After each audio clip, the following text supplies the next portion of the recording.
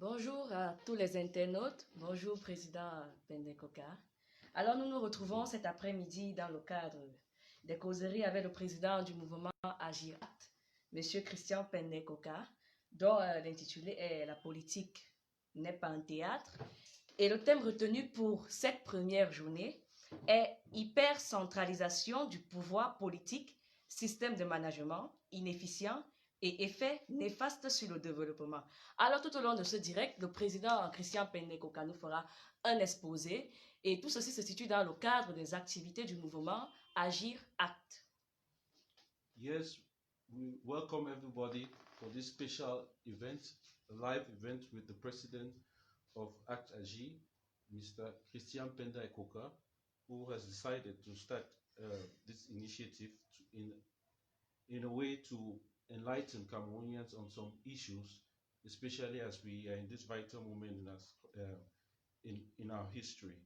So we are going to begin. The series is entitled Politics is Not a Comedy, and the topic of today's live is hyper-centralization of political power and its ineffective management system and harmful effects on development.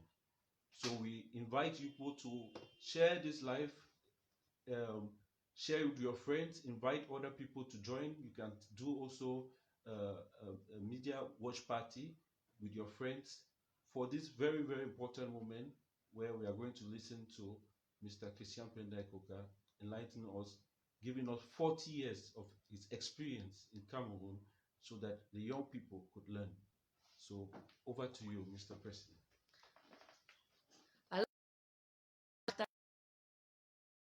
Je me tourne vers le président Christian Pendekoka. Vous avez la parole. Thank you very much. Thank you very much, Emmanuel. Thank you, Flora. Actually, it's not 40 years, it's 42. Those two small years can make a difference, 1 year in jail, of course.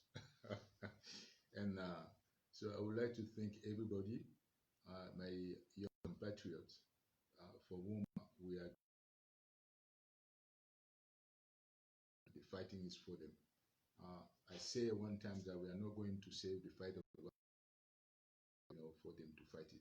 It's up to us and it's up to my generation to fight this fight so that we can leave them with a better legacy for our country. And I would also like to thank our back office engineers, that mean Serge Nyonga and Hervé Mongwe, for all the efforts they have contributed to make this live possible. Mes chers compatriotes, j'ai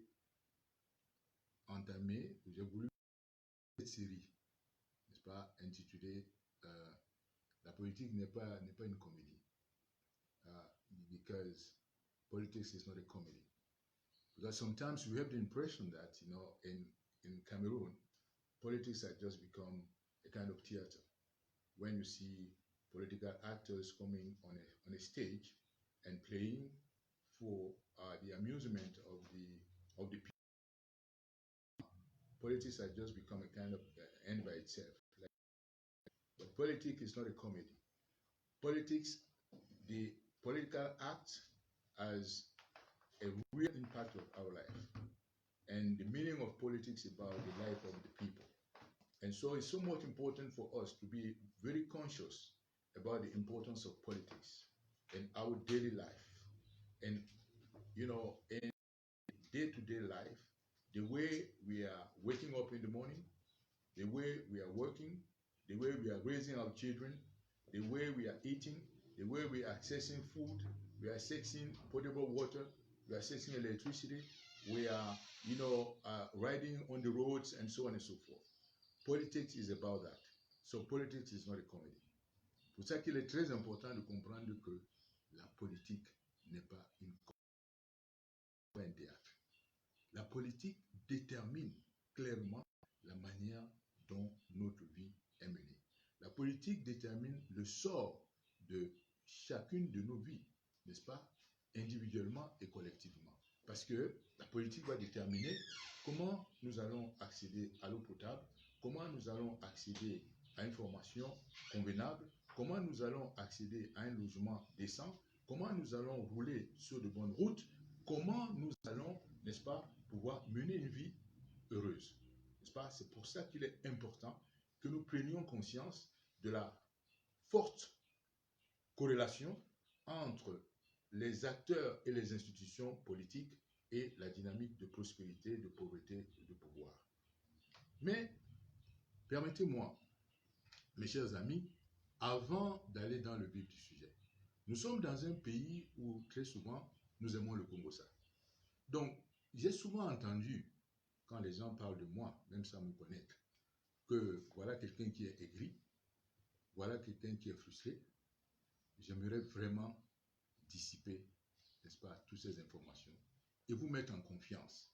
Parce que c'est d'abord une relation de confiance qui doit être bâtie entre vous et moi. Je dirais que j'aimerais que beaucoup de Camerounais aient pu avoir ma vie de mon enfance à maintenant, dans laquelle je ne décèle aucune raison d'être frustré. Mais alors, aucune.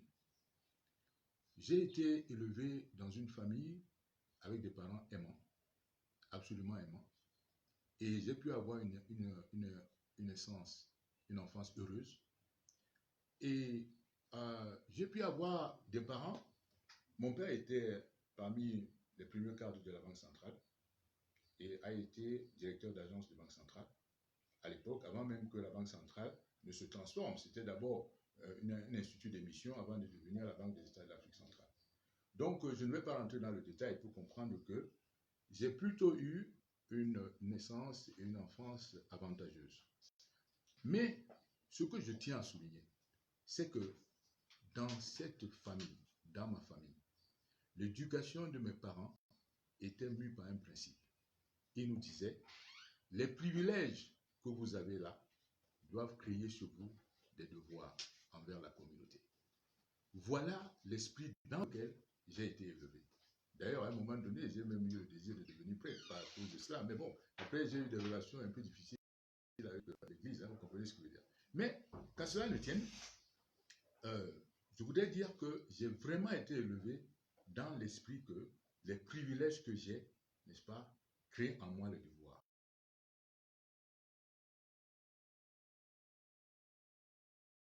La vie, je dois le mériter. Donc, le travail était quelque chose d'important pour mes parents. Le travail était quelque chose d'important dans ma famille. Et le sens de l'autre était également quelque chose d'important dans ma famille. Et j'ai été élevé dans cet esprit. Voilà pourquoi vous pouvez voir que malgré tout ce qui va apparaître dans mon enfance comme avantage, n'est-ce pas, c'est rien, c'est plutôt cette leçon que j'ai retenue de mes parents, que les privilèges créent en toi des devoirs envers l'autre. Et tous ceux qui me connaissent vont le savoir. Donc, lorsque je passe mon bac C, je suis à l'Iberman, je passe mon bac C avec mention et je suis sélectionné cette année-là, en 1971, 1971, je suis sélectionné par l'Agence canadienne de développement international pour aller faire des études d'ingénieur. Ok. D'ailleurs, j'ai entendu des gens dire que oui, mais son père avait les moyens et il est certainement parti au Canada avec les moyens de ses parents. Mais je tiens à dire que c'est mon travail. C'est parce que je sors d'une famille où on disait que tu travailleras à la chose de ton front. Même si mon père en avait eu les moyens, je vous dis que de par mon travail, j'ai eu le bac C avec mention, j'ai été sélectionné.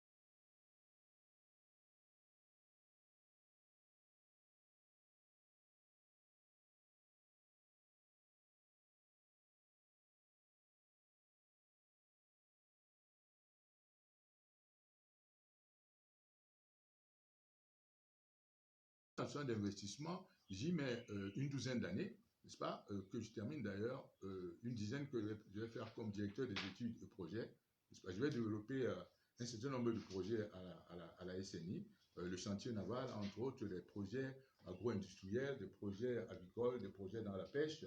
Et le dernier projet que je développerai, qui va démarrer en 90, c'est l'hôtel Hilton de Yaoundé. Et en 91, je n'ai pas démission de la SNI parce que j'estime que j'ai fait le tour du problème. Et maintenant, je vais engager une autre vie. Je vais engager une vie, je crée une société de consultance internationale qui s'appelle Business Service, en abrégé INSA BDS. Dans plus de 24 pays de l'Afrique et des Caraïbes, pour des organisations internationales comme la Banque mondiale, la Banque africaine de développement, l'Organisation des Nations unies pour le développement industriel, l'Union européenne, la Banque européenne d'investissement. Je peux vous dire, j'ai fait plus de 40 pays, n'est-ce pas, de tous les continents, habités par une seule quête. And the quest, just, I'm really concerned by one quest. Why certain nations grow, why others don't? Why some countries thrive and why others don't? That has been my quest of my life long. Just to understand why a certain number of countries are able to grow and one some other one aren't. At the end of this process, I'm start having the answers to this question. And it's really my pleasure to share my answer with my young compatriots. And clearly, also to understand why Cameroon finds itself in this dire situation. Cameroon in a state of chaos today, and it's important for everyone to understand that it's not a curse. The situation we found ourselves in today is not a curse. Ce n'est pas que le Cameroun se trouve aujourd'hui n'est pas une malédiction. Elle a une explication très claire. Et je voudrais partager cette explication avec mes compatriotes. J'ai également, juste pour vous dire que ce n'est pas non plus une aigreur quelconque quand, n'est-ce pas, qui m'habite. J'écris sur le Cameroun depuis 1981. Et d'ailleurs, la première personne qui a mon article en 1981 et qui est à ce moment-là rédacteur en chef de Cameroun Tribune, c'est mon ami Amadou Vanouké, qui est aujourd'hui en prison dans les conditions que vous savez. Et j'écris depuis ce moment-là.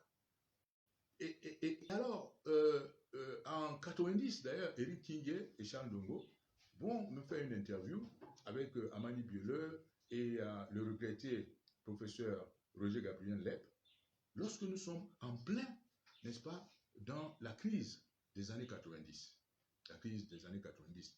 Et le souvenir est là, mes propos sont là, Eric Kingé les répète assez souvent, où je dis clairement que le Cameroun ne saurait être isolé du vent de la perestroïka ni du vent de la glasnost. Le Cameroun n'est pas isolé. Il faut que le Cameroun participe, n'est-ce pas, à ce changement. Il est important que le Cameroun ouvre, pendant que la plupart des caciques de l'époque sont en train de dire non au multipartisme. Le témoignage est là de ce que je dirais à ce moment-là. Eric Kingé peut en faire témoignage de ce que je dirais à ce moment-là, que le Cameroun ne peut pas être fermé au vent du multipartisme. Donc c'est très clair. En 1997, d'ailleurs, je commets un ouvrage, Cameroun vers le 3e millénaire.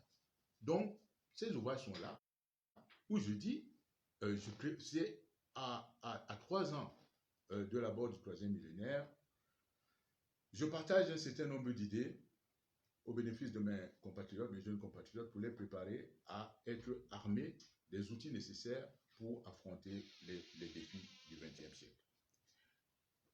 Lorsque la crise anglophone éclate en 2016, n'est-ce pas, je suis encore à la présidence parce qu'entre-temps, en 2010, n'est-ce pas, je suis nommé comme conseiller du chef de l'État.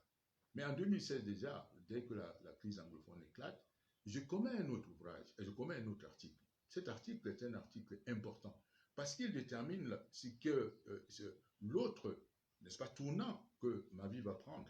Et je l'écris d'abord en anglais et il est intitulé The Anglophone Crisis, a Historic Opportunity to Build Inclusive Leadership and Political Institutions in Cameroon. En français, la crise anglophone, une opportunité historique pour bâtir des institutions et un leadership politique inclusif au Cameroun. Là-dedans, déjà, j'évoque la nécessité d'un dialogue face à cette crise, n'est-ce pas, qui n'était encore qu'une crise catégorielle, la revendication des avocats, des revendications des enseignants. J'évoque déjà là la nécessité de faire un dialogue transparent et inclusif, de ne pas répéter le scénario de Fumban. J'évoque déjà là, n'est-ce pas, les institutions camerounaises, n'est-ce pas, la nature des institutions camerounaises, la concentration de pouvoir dans les mains d'une seule personne sans contre-pouvoir. Je dis bien, déjà fin 2016, en 2017, j'écris cet article et j'évoque là-dedans la nécessité d'aller vers le fédéralisme. Et dans ce mouvement, tout cela va me conduire naturellement à créer le mouvement Agir Act. So, why I did not create a political party? Because I could understand and realize by that time that the issue was not politics in the classic terms of it, politics about politicking. It was not about politics about politicking. I can realize that we Cameroonians, we're still entangled by a kind of wrong mindset. And I wanted to create a movement where we will try to change, or we will try to change the mindset of Cameroonians so that they should be in a position to gain more power on their own life. So it was not about trying to conquer political power, but it was because it was about trying to conquer power on your own life, which I think is much more challenging for me than trying to conquer political power, just to have power for power. So I'm not really concerned by power for power. Our concern, I'm still concerned by the young Cameroonians who are going to conquer power to really master and have control of their own life so that they can realize fully their creative potentials. This is the idea behind, the movement Actagie. I used to say, whatever your original conditions, your history is not written, at all. You are the one to write your history, and it's not your initial conditions will not